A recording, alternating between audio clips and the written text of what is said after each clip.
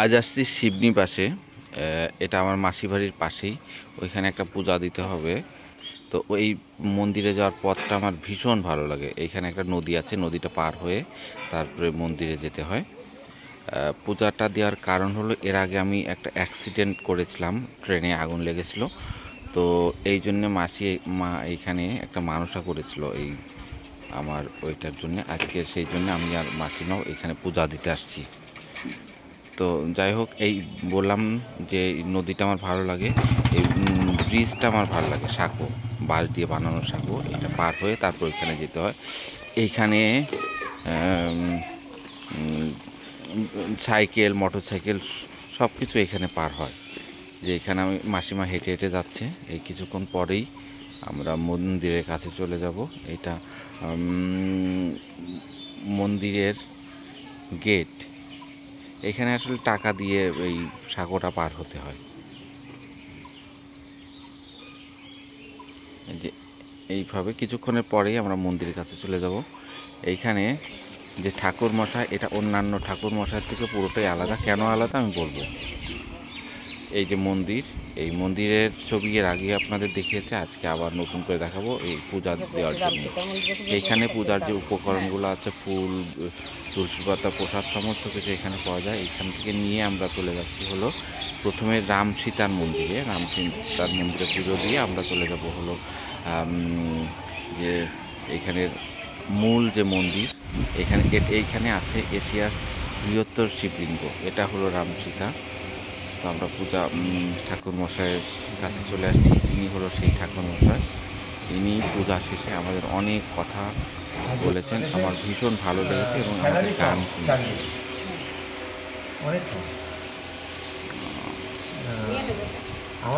আমাদের এখানে যেমন একটা বিরাট টিচারদের এইখানে পুজো আপনি পুজো করেন না? আমার দাদু করেছেন, দাদু প্রায় 40 বছর, বাবা 40-45 বছর। না দাদা, দাদা ঢেউ রেখেছেন। তারপরে আমি এইটি যখন পড়ি তখন বাবা ঢেউ রেখেছেন। তখন থেকেই তো ঠাকুরের চরণে রয়েছি। আমার 54 বছর হলো এখানে, 54 বছর চলছে ঠাকুরের চরণে। হ্যাঁ, মেয়েদের শ্বশুরবাড়ি এসেছিল, আমার স্ত্রী মারা গিয়েছিল, আবার এই গর্ভছড়িতে এসে জানুয়ারি একটা সরকারিভাবে যাওয়া আর বেসরকারি যাওয়া অন্যরকম। মুজিবুর রহমান ছিলেন রবি ঠাকুরের ভক্ত, ওনার যে মেয়ে এখন আছেন তিনিও রবি ঠাকুরের ভক্ত। বাংলা, আমাদের পশ্চিমবঙ্গ বা ইন্ডিয়ার উপর বিশ্বযুদ্ধের একটা আলাদা টান আছে, খবরের শুনি সব করে। এখন একটা নিউজ হয়, সেটা আমাদের নিউজের পরে বাংলাদেশ থেকে নিউজটা পাঠায় মৈত্রী, এটা আমাদের মৈত্রী, যেটা কোন চ্যানেলে এটা? ওটা মৈত্রী। ও আচ্ছা। বাংলাদেশের খবরে শুনে এলাম খুব সিলেটে খুব বৃষ্টি হচ্ছে, বৃষ্টি এবং বন্যা আশঙ্কা। হ্যাঁ, ওইখানে তো কালকে পরীক্ষা বন্ধ করে দিয়েছে। তারপরে একটা খুব প্রবলেম হচ্ছে গ্যাসের খুব হচ্ছে না, গ্যাস নিয়ে খুব চিন্তা। তার জন্যে গোটা বললো 9টা না 11টা বোধহয় কারখানা বন্ধ আছে, গ্যাসের পাচ্ছে না। পাশাপাশি, হ্যাঁ, বাসিতবাবুর জমি আমার একই দাগে নেওয়ার কথা ছিল। আমার মনে 7-8 বছর বয়স ছিল, মনে আছে। ও বাবা, আমার মামা বাড়ি হলো বাটকুল্লা, ওইখানে আমরা ছিলাম।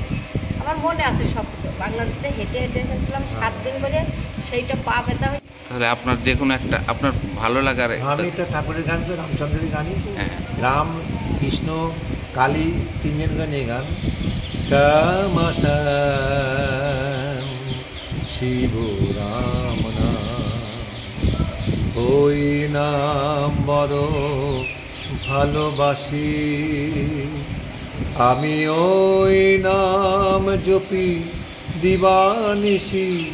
শ্যাম শ্যাম শিব রাম নাম, শ্যাম শ্যাম শিব রাম নাম।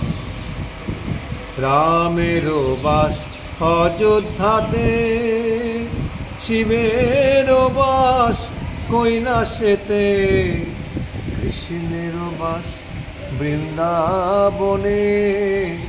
মায় আমার শ্মশানবাসী। আমি ওই নাম বড় ভালোবাসি, শ্যামা শ্যাম শিব রাম রাম। হ্যাঁ, ভক্ত যাবে, ভক্ত ভক্ত। খিদে পেলে মনটা কিন্তু খাবারের দিকে থাকবে, ঠাকুরের দিকে মনটা থাকবে না। তার জন্যে বেলুড়ে যদি আপনি দুর্গা পুজোয় যান, জিজ্ঞেস করবে খেয়েছেন তো, না গেলে খেয়ে আসেন, খেয়ে ওঠেন। খাওয়া শরীরের জন্য। পাল এরা যে মাংস খায়, তা ওরা তো মাংস খেয়ে বেঁচে আছে, তো কোনো রোগ নেই শরীরে, কিন্তু কাঁচা খায়। এইগুলোর দরকার। আমাদের নিরামিষ খেয়েও মানুষ সব কিছু পাবে, বাঘ ভাল্লুক ছাড়া আপনাদের গরু ভেড়া যেসব সবজি খায়, তাদের ওইকে কত শক্তি, মানুষকে বাঁচাচ্ছে দুধ দিয়ে গরুরা।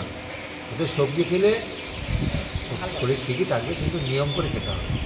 মানুষের কিন্তু বিয়ে বাড়ি গিয়ে কিন্তু এতখানি খাবে, হজম করতে না হবে, পাবে মানে লোভে পা, তারপর আবার গ্যাসের ট্যাবলেট খাবে, খাবে তো কতখানি খেলে। আর পশু পাখি দেখবেন পেট ভরে খাবে না, কিন্তু পাখি একটু খেলে চলে গেল।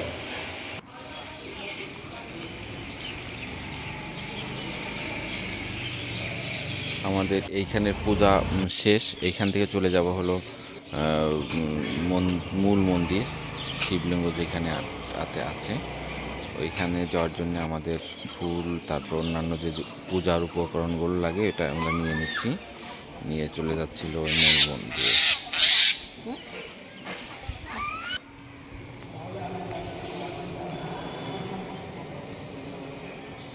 এই মাসিমা উপরে উঠছে, আমিও যাচ্ছি ভিতরে। এইখানেও পুরোহিত আছেন।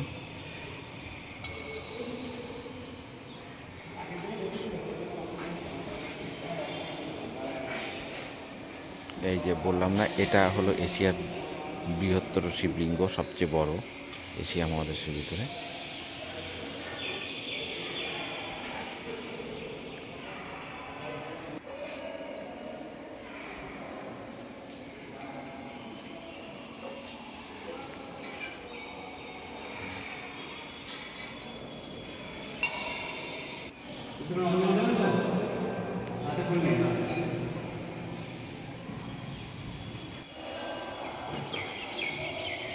পূজা শেষ করে আমরা মন্দিরের চারপাশে ঘুরবো, ঘুরে তারপর আবার আমাদের বাড়িতে চলে আসবো। এই যে এইভাবে মন্দিরের চারপাশে ঘুরতে হয়, ঘুরে ঘুরে তারপর আমরা বের হয়ে আসবো।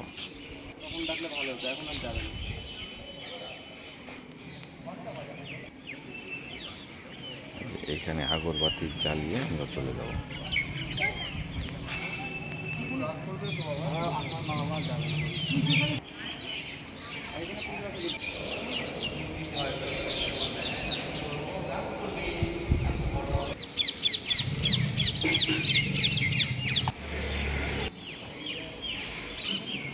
এখানে সব রকমের ফুল পাওয়া যায়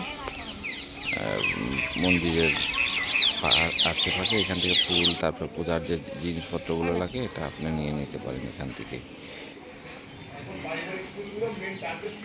আমাদের পূজা শেষ, এখন আমরা চলে যাব এই ঘাট দিয়ে। এর আগে দেখিয়েছিলাম, যখন আমরা আসলাম তখন দেখিয়েছিলাম। এখন আমরা এখান থেকে চলে যাব, এই নদীটা পার হয়ে ওই পাড়ের থেকে অটো নিয়ে আমরা চলে যাব। জায়গাটা আমার ভীষণ পছন্দ, নদীটাও খুব সুন্দর, কিন্তু নদীটা এখন অনেক কচুরিপানায় ভরে গিয়েছে। কয়েক বছর আগেও নদীটা এরকম ছিল না, কেন এরকম হলো জানি না।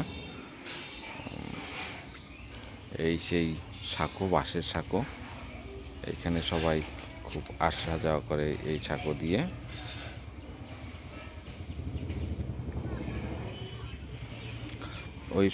এইটা একটা ঘাট, এই ঘাটটা এর আগে ছিল না, আমি প্রথম দেখলাম। বললাম না, এখান থেকে মোটর সাইকেল, বাইসাইকেল সবাই পার হয়। এইখানে টাকা দিয়ে আসতে হয়। তারপর সামনে আমরা একটা অটোতে বাড়িতে চলে আসবো। অটোতে ওই শিমলি বাজার যাবো, শিমলির হাটে কোন দিয়ে তোমার 4 জন ধরে এখানে বাসে যাবো, বাসে যাবে আমাদের সাথে। বাসে গিয়ে নামবো, সেই বাড়ি উঠো না, হাঁটতে হয়। কি মেয়ের বাড়ি নাকি? ওনার গল্প মেয়ে আছে শোনাচ্ছে, সেখানে, বোনের মেয়ে ওনার আছে, জীবনের কাহিনী। বোন আছে, এক পাড়ায় তো না গেলেই দেখা হয়। তা তো চলতে ফিরতে পারছেন দিদি, আর আমার ক্ষমতা নেই, চোখ আর দেখে না, একখান ঠাড়ো ঠাড়ো আছে, এখন একটুখানি ঘুরে আসে জীবনের মতন আট পাড়া। লোক থাকতে থাকতে একটু ঘুরে আসে। কাই আছেন বাড়িতে? ছেলে নেই, ছেলে আছে? মেয়ে আছে, ছেলে পেলে অসুখ। নাম কি আপনার? আমার নাম যোগমায়া দাস, যোগমায়া দাস। মন্দিরের এখানে বাড়ি? বাড়ি শিমলিবাস মন্দির ভিক্ষা করে। এখন যাবেন কোথায়? চাপড়া বাড়ি ডাঙা যাবে। ও, মেয়ের বাড়ি। মেয়ে আছে, বোনের মেয়ে, আর একটা নিজের বোন। নিজের মেয়ে নেই? নিজের মেয়ে আছে, ছেলে পেলে হয় না অসুখ, এটা ফাটতে পারে না।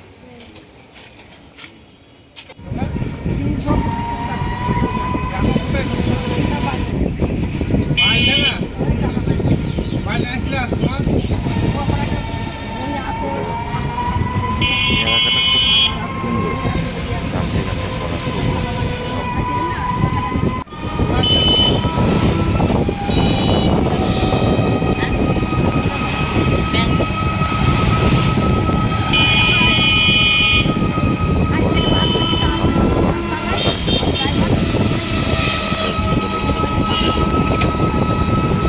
আমরা কৃষ্ণগঞ্জে আবার এগিয়ে করলে আর দেখি নেই। এটা হলো প্রশান্তদের বাড়ি, ও উপরে দাঁড়িয়ে আছে। বাড়িটা কমপ্লিট হতে আরও কয়েক মাস সময় লেগে যাবে। আমরা ভিতরটা দেখে আজকের মতো বিদায় নিব আপনাদের কাছ থেকে। উপরে ওদের বাড়ির ছাদ থেকে এরকম পুরো কৃষ্ণনগর দেখা যায়, কৃষ্ণগঞ্জটা দেখা যায়। সবাই ভালো থাকবেন।